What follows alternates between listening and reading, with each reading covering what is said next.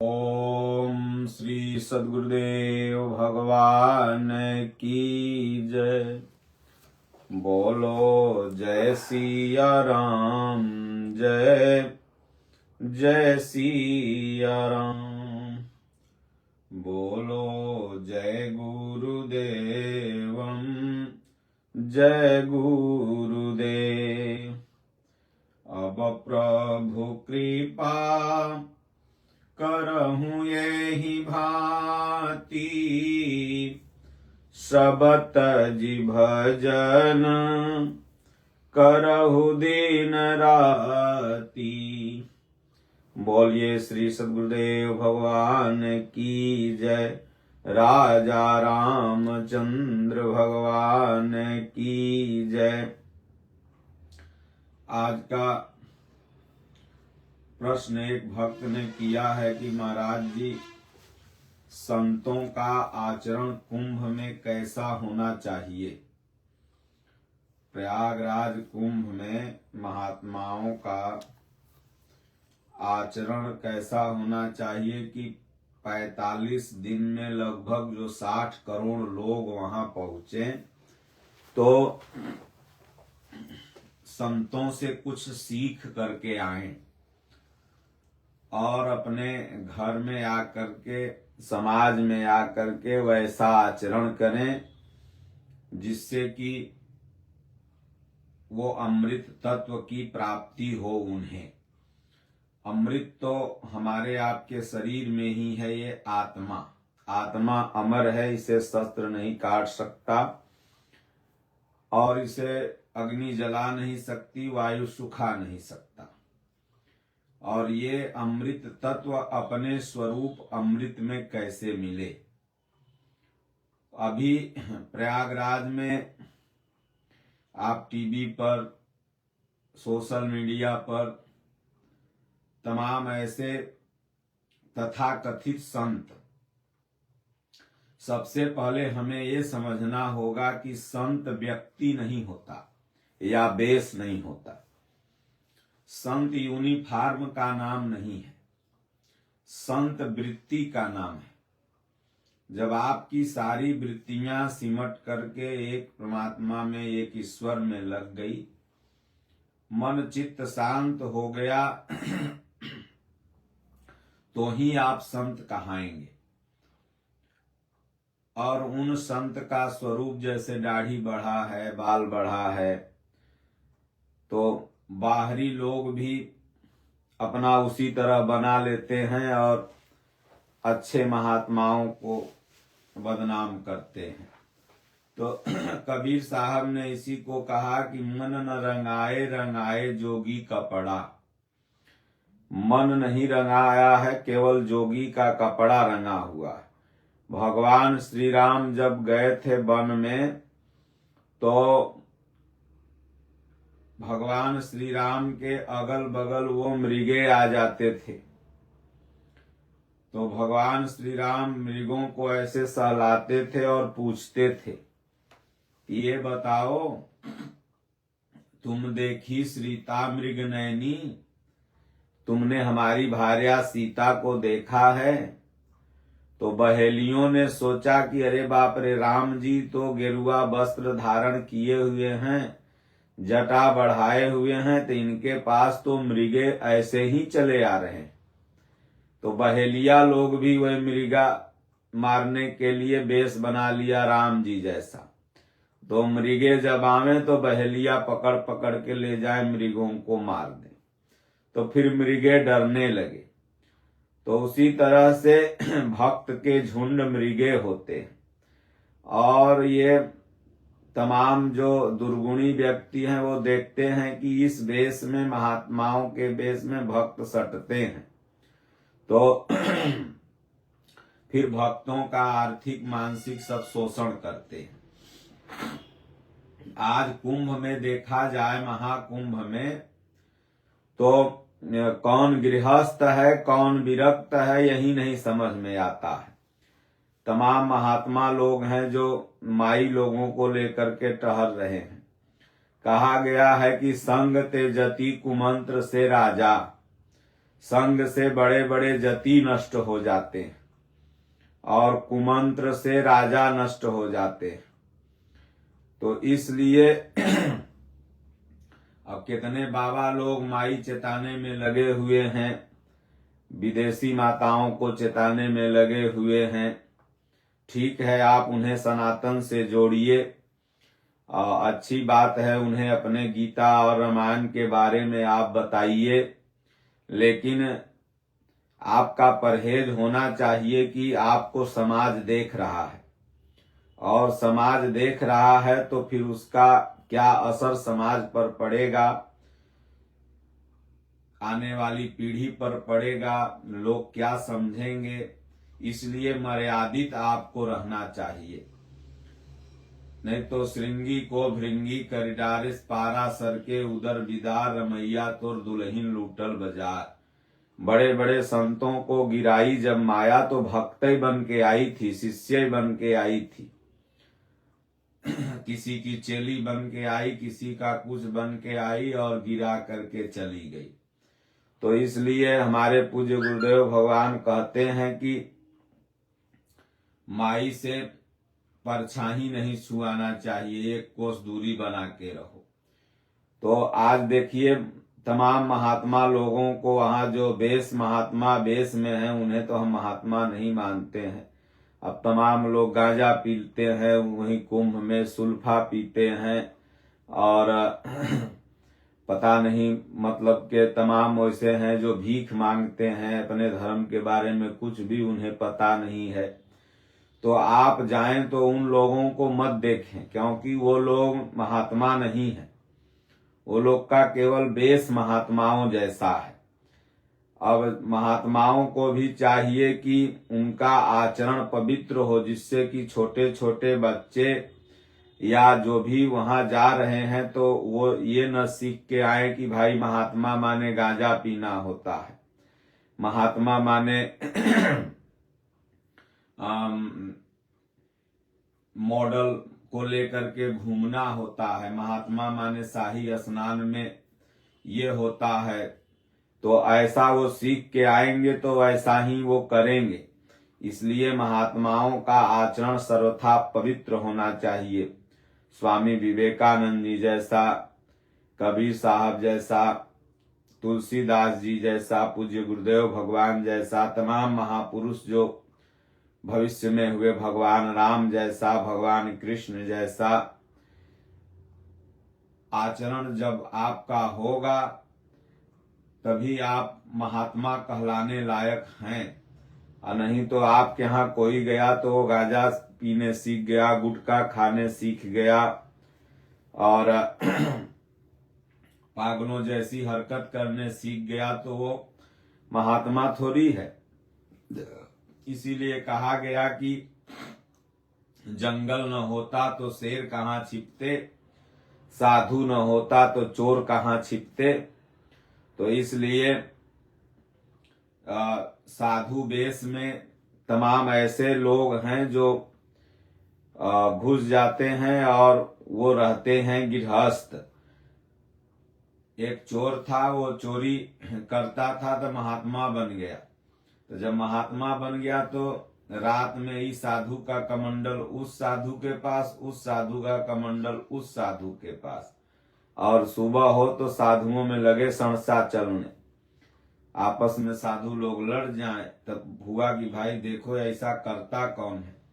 तो वह चोरवा धराया तो सब कहा महाराज पहले हम चोरी करते थे, अब कमंडल फेरी ही कर रहे हैं। तो चोर चोरी से गया तो क्या कमंडल फेरी भी न करे। इसलिए महाकुंभ में जितने भी अच्छे महात्मा आए हैं आप उनका दर्शन करें, उनके सत्संग का लाभ उठाएं और उनके विचारों से आप प्रभावित होकर के रखना, उसको अपने धर्म में क्या नाम है उसको हृदय में धारण करें, तब जाकर के आपका कल्याण होगा। और नहीं तो वहां पर जितने भिखमंगे पहुंचे हैं, जितने नशेड़ी गंजेड़ी पहुंचे हैं, गुटखा खाने वाले पहुंचे हैं, उनको आप देखबे मत करिए। वो केवल बस मन न रंगाए रंगाए जोगी कपड़ा है, दाढ़ी बढ़ा के हो गए बकरा, मन न रंगाए रंगाए जोगी कपड़ा। अगर दाढ़िये का नाम साधु है तो आप भी दाढ़ी बढ़ा लो, साधु हो जाओगे। बाल का नाम साधु है तो आप भी बढ़ा लो, साधु हो जाओगे। अगर वस्त्र रंगने का नाम साधु है तो आप भी 2 रुपया के रंगना लेके रंग लो, आप भी साधु हो जाओगे। फिर ऋषि मुनियों के यहाँ भगवान राम भगवान कृष्ण गुरुगृह पढ़न गए, रघुराई अल्पकाल विद्या सब फायदे, संत महात्माओं महापुरुषों की सेवा क्या वो तो आप ही रंगा लो, हो जाओगे। तो इसलिए सब कहते हैं भाई शंकर जी गांजा पीते थे तो हम लोग भी पीते हैं। इसलिए रामायण में भगवान गोस्वामी तुलसीदास जी लिखते हैं कि संत विशुद्ध मिलहि परितेहि, राम कृपा करि चितवा जेहि। उसी को अच्छे संत मिलते हैं जिन पर भगवान कृपा कर दें। आप अगर साधु को ढूंढना चाहते हो तो तीर्थ में प्रयाग में मंदिर में मत भटको। आप गीता रामायण में जो लिखा हुआ है भगवान का नाम का जाप, गीता कहती है ओम और रामायण कहती है राम। इन दोनों में से आप घर ही में बैठ के जपे लगो, और जब आपका पुण्य पूंजी इकट्ठा हो जाएगा तो आपके हृदय में ऐसी प्रेरणा हो जाएगी कि वो महापुरुष जहां रहेंगे भगवान ढूंढ करके दे देंगे। देखिए स्वामी विवेकानंद जी ढूंढते ढूंढते परेशान हो गए, लेकिन भगवान ढूंढ कर कलकत्ते में रामकृष्ण परमहंस जी को दे दिए। तो चेला गुरु नहीं ढूंढता है बल्कि गुरुए चेला ढूंढ लेता है। हमारे दादा गुरु महाराज ऐसे बैठे रहे, कहें हो आज एक जन्म जन्म का भटका हुआ आ रहा है, भगवान कह रहे हैं कि उसको पार करना है। मैं कह रहा हूं स्वामी जी के बारे में हमारे अनुभव में दादा गुरु महाराज को 1 साल पहले ही आ गया था। कहें हो एक नवयुवक बच्चा है और उसे मैं कह रहा हूं ऐसे तैरो, ऐसे नदी पार करो, और वो मोरे पास आएगा। जब स्वामी जी पहुंचे तो दादा गुरु महाराज अन्य शिष्यों से कहे कि वो वही है, भगवान हमें बताए हैं, हमें रखे के है, उसको पार उतारे के है। तो इसलिए गुरुए भगवान अपने चेला को ढूंढ लेते हैं। चेला में औकात कहाँ है कि गुरु को ढूंढ लेगा, क्योंकि जिस दृष्टि से गुरु को पहचाना जाता है वो दृष्टि है ही नहीं। बाकी तो अभी प्रयागराज में पैसा ले ले करके गुरु दीक्षा देने की होड़ लगी हुई है। महाकुंभ में सब चेले ही बन रहे हैं, सब दीक्षा लेने पहुंच रहे हैं, और दीक्षा ले ले करके पता लगा कि जौने रोगिया भावे वह वैद, जौने रोगिया भावे वह वैद फरमावे। तो इसलिए दीक्षा लेने से, कान फुकाने से, कान छेदा लेने से आप कुछ नहीं बन पाओगे। आप नाम का जाप करो, भगवान ढूंढ लेंगे। तो इसलिए गोस्वामी जी ने कह दिया कि संत विशुद्ध मिलहि परितेहि, उन्हीं को विशुद्ध संत की प्राप्ति होती है। विशुद्ध संत माने जो उस अमृत तत्व को प्राप्त कर लिए हैं, ऐसे महापुरुष अमृतमयी हो गए हैं, आत्मा उनकी परमात्मा में मिल गई है। ऐसे संत उन्हीं को मिलते हैं जिन पर राम जी कृपा कर दें, भगवान कृपा कर दें। नहीं तो ये ठग ठगहारे मिल जाएंगे अपना गौशाला के नाम पर, तो फलना के नाम पर, तो ढेकना के नाम पर ठग ठगा लेंगे, और उसके बाद आप डुबकी लगा करके फिर चले आओगे। तो आगे कहते हैं संतन के संग लागरी तेरी अच्छी बनेगी।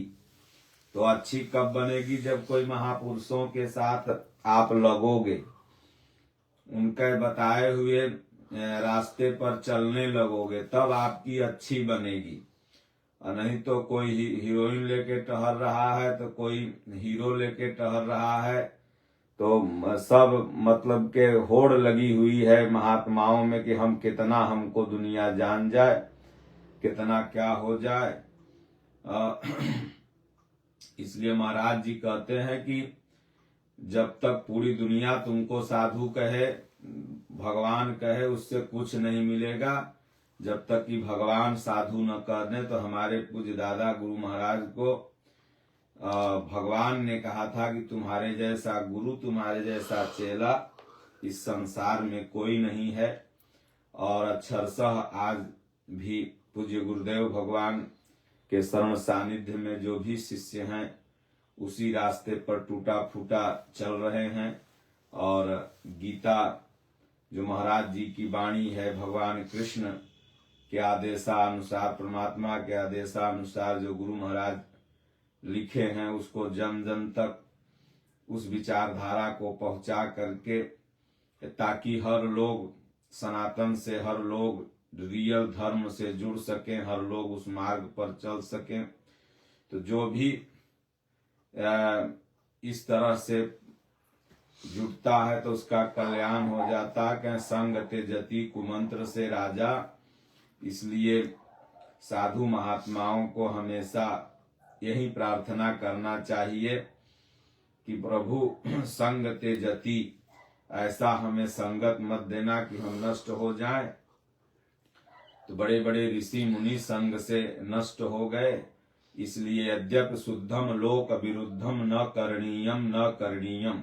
आप शुद्ध हैं, आपकी भावना ये है कि ये हमार माई है, ये हमार बहन है।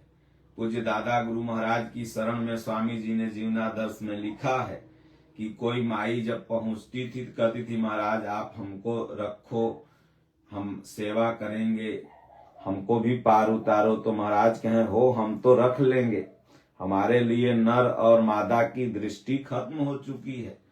लेकिन दुनिया वाले देखेंगे तो यही कहेंगे ना कि बाबा मेहर रखे है। वो का जानेंगे कि ये इनकी बिटिया समान है या ये इनका शिष्या है। दुनिया तो यह कही कि बाबा मेहर रखे है। इसलिए जो माई लोगों को घर छोड़ने का विधान नहीं है, जाके घर ही में भजन कर, मेरे स्वरूप को पकड़ना, और भक्ति जिसका नाम है, भजन जिसका नाम है, वो तुम्हें मैं दे दूंगा। तो इसलिए महापुरुष का यह उपदेश है। माता मीरा की जब स्थिति आई तब घर छोड़ी नहीं। स्थिति जब तक नहीं थी तब तक घर में ही रह के माता मीरा भजन कर रही थी। इसलिए हमारे सनातन धर्म में गृहस्थों को ये बताया गया कि नारियों को घर में रह के भजन करना है, और पुरुष वर्ग घर छोड़ के भी भजन कर सकते हैं, क्योंकि नारियों पर ज्यादा हमला होता है बाहर में और पुरुषों पर कम। तो इसलिए जो भी माताएं हैं, पुरुष नपुंसक नारीवा जीव चराचर कोई, सर्वभाव भज कपट तज मोह परम प्रिय सोय। भगवान कहते हैं पुरुष हो, नपुंसक हो, नारी हो, सब मुझको भज सकता है, लेकिन एक मर्यादा है। उस मर्यादा के हिसाब से ही महात्माओं को भी रहना है और माताओं को भी रहना है। उस मर्यादा के हिसाब से ही रह करके अगर आप भजन करते हैं तो आपका नियम संयम सुरक्षित रहता है। और नहीं तो दुनिया, आप कितना भी पवित्र हैं, लेकिन दुनिया वाले जिनकी जैसी नजर है वो ऐसे देखेंगे। इसलिए आप उन्हें मौका ही न दें। तो इन सब चीजों का महाकुंभ में ध्यान रखना चाहिए। जो बड़े बड़े अखाड़े हैं, बड़े बड़े महंत हैं, बड़े बड़े महामंडलेश्वर हैं, जिनको बड़े बड़े लोग जानते हैं, जिनका मैसेज विश्व में जा रहा है, तो उन लोगों को इन सब चीजों का विशेष ध्यान रखना चाहिए कि उनसे ऐसे तमाम लोग हैं जो सीखते हैं, वो किसी गलत कमेंट का शिकार न हो, सनातन पर कोई गलत कमेंट न करे। तो ये सब चीज पर अगर ध्यान देंगे तो सनातन का गौरव बढ़ेगा। सिर्फ झंडा लेके लहरा देना, डीजे में गाना बजा देना, राम राज आएगा, फलना ढेकना करने से आपका सनातन का गौरव नहीं बढ़ेगा, बल्कि आपका चरित्र ही सनातन का गौरव बढ़ाएगा। स्वामी विवेकानंद जी ने अगर भारत को विश्व गुरु बनाया तो झंडा लेकर के नहीं, बल्कि उनके चरित्र का जो झंडा था वो जाकर के शिकागो में वो गाड़े। एक माई उनके पीछे पड़ गई, लेकिन उस माई को माई की दृष्टि से उन्होंने देखा। आप सब उस कहानी को जानते हैं, कई बार हमने सत्संग में उसका उल्लेख भी किया है, सुनाया भी है। तो इसलिए तब जाकर के भारत विश्व गुरु बना था। इसलिए अगर आप सनातन का प्रतिनिधित्व करते हैं तो आपका आचरण संदेहास्पद नहीं होना चाहिए। तो इसलिए माताओं की संगत से बड़े बड़े साधु जो हैं वो दूर रहें, ताकि दुनिया उन्हें न कहे कि ऐसे वैसे। और बाकी नशा से भी महात्माओं को दूर रहना चाहिए। जैसे तमाम महात्माओं की आदत है, ठीक है, ठंडे प्रदेशों में रह रहे हैं, थोड़ा गांजा चीलम सुल्फा वगैरह पीते हैं, कहें मुझे पीने का शौक नहीं, पीता हूं गम भुलाने को, तो एकांत में अपना पी लें। वो पब्लिकली उसका वीडियो बनाना, उसको शेयर करना, तो क्या होगा कि लोग यही कहेगा कि भाई सनातन धर्म और साधु माने होता है गांजा पियो सुल्फा पियो, और लोग अपने बच्चों को साधुओं के पास नहीं जाने देंगे। लोग कहेंगे महात्माओं के पास मत जाना, नहीं तो वहां गांजा पीने सीख जाओगे, दारू पीने सीख जाओगे। तो इसलिए उन लोगों को भी ध्यान देना चाहिए।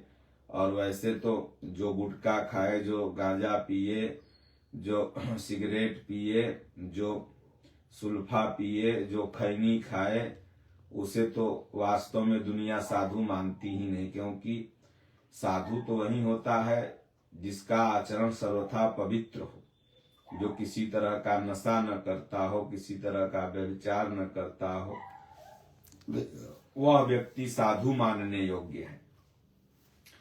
आप हमारे पूज्य गुरुदेव भगवान के शरण में जाएं और पूज्य गुरुदेव भगवान को केवल देखें। हमारे स्वामी जी लौंग नहीं खाते हैं, किसी तरह का नशा नहीं।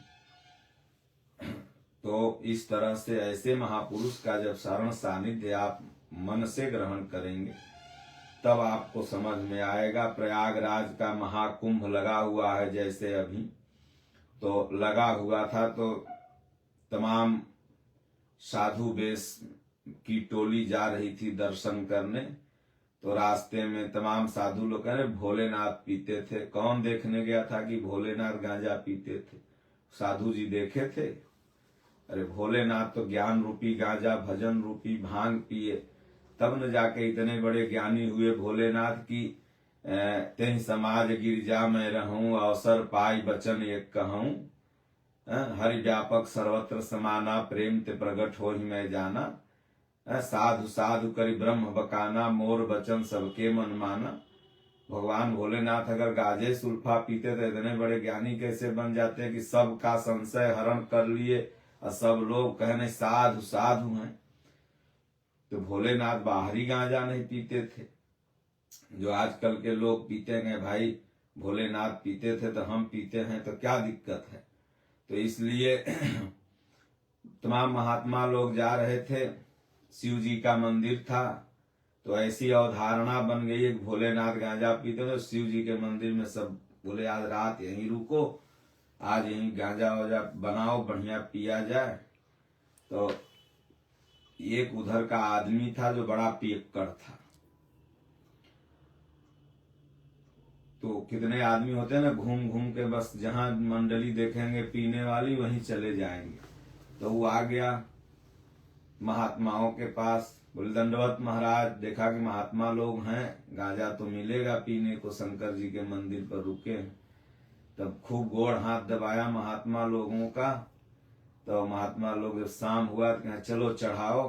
तो उससे पूछे क्या तुम भी कुछ लेते हो? बोले हरे महाराज मिल जाए तो, ठंडा के दिन बाद इतनी गर्मी आई, मेहरारू ऐसे नैहरा चली गई है। तो महात्मा लोग कहे चल चीलम साफ कर, चल गांजा ले काट। गजेड़ियों का नियम होता है कि जो बाद में आता है वो चेला बन जाता है, तो वो सब काटेगा, भरेगा, बोझेगा, और उसके बाद जब माल तैयार हो जाएगा तब पहला वह जो बनाए रहता है वह पीता है, उसके बाद तब वो पंगत में चलेगा, पीने वाली पंगत में। तो बना वना करके वो कितना दिन से खखुआल था, पीले नहीं था।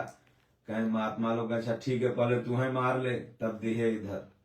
तो अपना मारा, एक के बाद में स्वरूप लिया गांजा राखी सहित।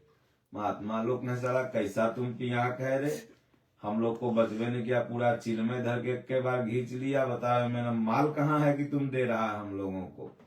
तनिक तनिक सब लोग शुरू का, उसके बाद कहें फिर बनाओ, फिर बनाया, फिर ऐसे ही किया। महात्मा लोग कहे तुम कैसा नशेड़ी है, तुमको कुछ नशा नहीं चढ़ रहा है, सब पी ले रहा है, 4 चिलम इसी तरह तुम पी गया। बताओ हम लोगों को मिला नहीं, तुम कितना दिन भर में पीता है। बोले महाराज वहीं 60-70 चिलम पी लेता हूँ। बोले बाप रे इतना पी जाते हो, तुमको नशा नहीं चढ़ा। फिर जब कहे अबरी बनाओ बढ़िया माल डाल करके, बढ़िया जब माल डाल के बनाया तो कहे अब पियो, तो थोड़ा नशा उसको चढ़ा। तब कहा देखिए हमरे ऊपर शंकर जी आते हैं, देखो तमाम माई दाई रहती हैं, हमरे ऊपर देवी आवनी, तो हमरे ऊपर काली माई आते हैं। बड़े बड़े तपस्या करते करते साधु संत ऋषि मुनि थक गए, काली माई दर्शन ही न दी। और जितना गांव के 3 नंबर औरत हैं उनके ऊपर कालिये माई आती हैं। तो ये सब ढकोसला है। काली माई या दुर्गा माई जब खूब भक्ति भजन करेगी तब आएंगे, और दुनिया को दिखाना नहीं है काली माई आ गई। तो वो कहे हमारे ऊपर शंकर जी का सवार रहते हैं महाराज, हमको कितनों पियेंगे तो नशा नहीं होगा। तब महात्मा लोग कहे देखो सरवा अभी शंकर जी बने लगा, अब इसको नशा चढ़ा है। जब नशा चढ़ जाए तो समय हमको शंकर जी का वरदान है, तो हम शंकर जी हैं। तो इसलिए महात्माओं का आचरण हमेशा ऐसा होना चाहिए कि वो अनुकरणीय हो। तो संत वृत्ति होती है, वृत्ति का नाम संत है, वृत्ति का नाम साधु है। साधु साधु कही ब्रह्म बखाना, तमाम जगह रामचरितमानस में आया है साधु साधु। तो साधु माने वेश नहीं, बल्कि साधु माने सज्जनता।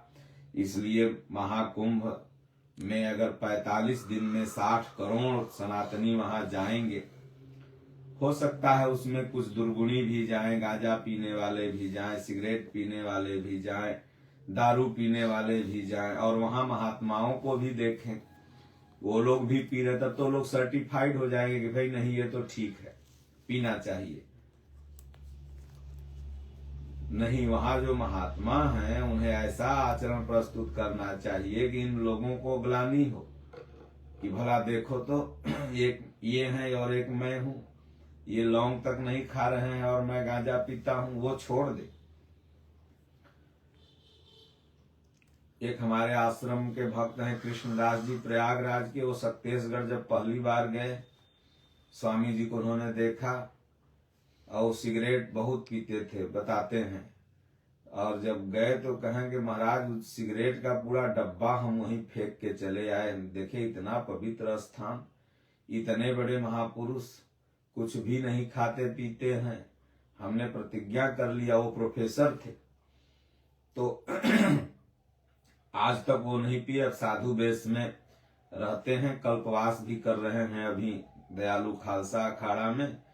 तो कहने का तात्पर्य कि अगर कोई वहां जाए तो वैसा बनने की कोशिश करे, तो कब करेगा जब वहां वैसा होता रहेगा। तो इसलिए संतों का ऐसा ही आचरण से भारत विश्व गुरु बनेगा, भारत का झंडा पूरे विश्व में, सनातन का झंडा पूरे विश्व में अनुकरणीय योग्य होगा। नहीं तो है ही जो इतना आज नौटंकी सब कर रहे हैं, तो उन नौटंकियों से भारत विश्व गुरु नहीं बनेगा। गांजा पीने से नहीं बनेगा, न किसी मॉडल को तुम सनातनी क्या बना रहे हो, तुम्ही को भ्रष्ट कर देगी वो। बोलो गुरुदेव भगवान की जय, राजा रामचंद्र भगवान की जय, हर हर महादेव, बाके बिहारी लाल की जय।